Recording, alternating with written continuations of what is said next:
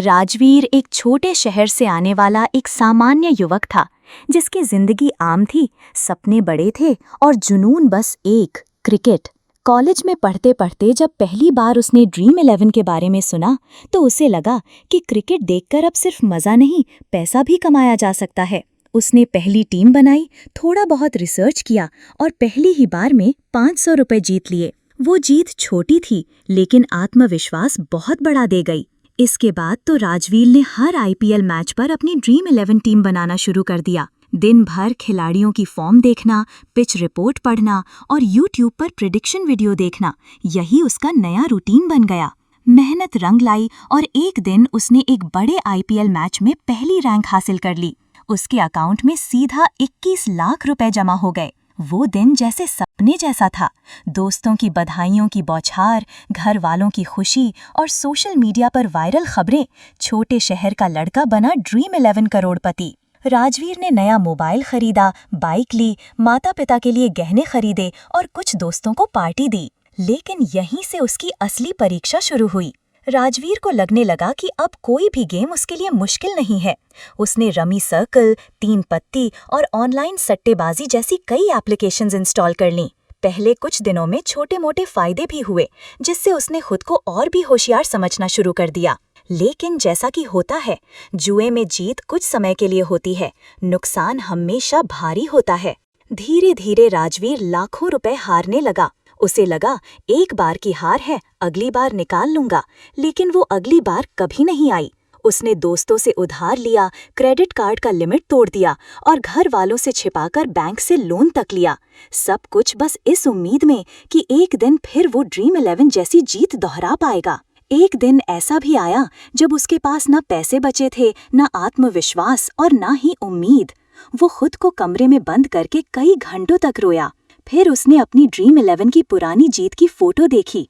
चमकदार आंखें, हाथ में ट्रॉफी और एक मुस्कान जो अब उसके चेहरे पर नहीं थी। वही रात उसके जीवन की सबसे महत्वपूर्ण रात बन गई। राजवीर ने फैसला लिया, अब नहीं, अब न जुआ, न गेमिंग एप्स, न बेकार की उम्मीदें। उसने अपने मोबाइल से सारे गेमिंग एप्स डिलीट कर दिए। लेकिन अब सवाल था, क्या किया जाए? उसी समय एक सुबह वो मोहल्ले की गली से गुजर रहा था, तो देखा कुछ लोग मंदिर के बाहर चाय पीते हुए हंस रहे थे। उस चाय की खुशबू, लोगों की बातचीत और उनकी संतुष्टि, सब कुछ उसे एकदम सच्चा लगा। तभी उसके मन में ख्याल आया, क्यों ना मैं चाय की टपरी शुरू करूं। कुछ ने उसका मजाक उड़ाया, बोले जो ड्रीम 11 से लाखों कमाता था, अब चाय बेचेगा। लेकिन राजवीर ने इस बार किसी की नहीं सुनी।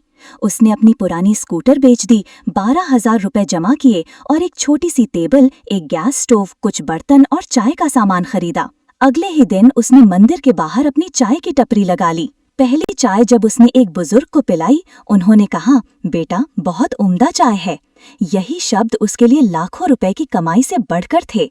उसने टपरी का नाम रखा चाय वाले राजा और उसके नीचे लिखा, हार से सीखा, चाय में जीता। राजवीर ने चाय की कई वैरायटी शुरू की, मसाला चाय, इलायची चाय, अदरक वाली चाय, कटिंग चाय।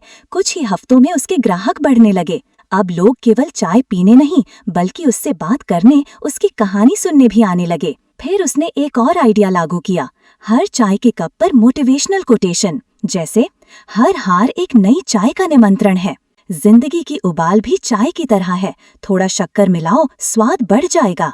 राजवीर ने खुद को इस बार आत्मसम्मान और मेहनत के साथ खड़ा किया था। अब वो रोज सुबह 5 बजे उठता, चाय तैयार करता, ग्राहकों से मुस्कुराकर मिलता और शाम को थोड़ा वक्त अपने माता पिता के साथ बिताता।